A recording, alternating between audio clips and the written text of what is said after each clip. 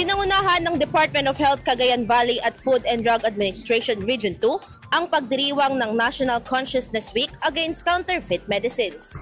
Ayon kay DOH Regional Director Dr. Ferdinand Benbenen, mahalaga ang pakikipagtulungan ng gobyerno, lokal na pamahalaan, mga health professionals at industriya ng gamot upang masiguro na ligtas at epektibo ang mga produktong pampamahalaan.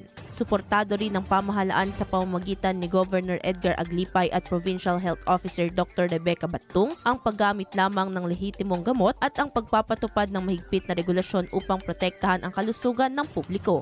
Ipinakita rin sa programa ang mga paraan upang makilala ang peking gamot tulad ng pagbili lamang sa lisensyadong botika at ospital, pagsusuri ng packaging at registration number at konsultasyon sa healthcare professionals. Kasama rin dito ang forum at panel discussions na nagbigay kaalaman sa publiko tungkol sa responsableng pagbili at paggamit ng gamot. Idol, parang bumibilis ba ang pagtanda? Ang dahilan humihina ang cell division na pagpapalit ng bagong cell habang nagkakaedad. Natutuyo ang balat dahil sa paghina ng elasticity. Para mapigilan ito, mag-DTX 500 na.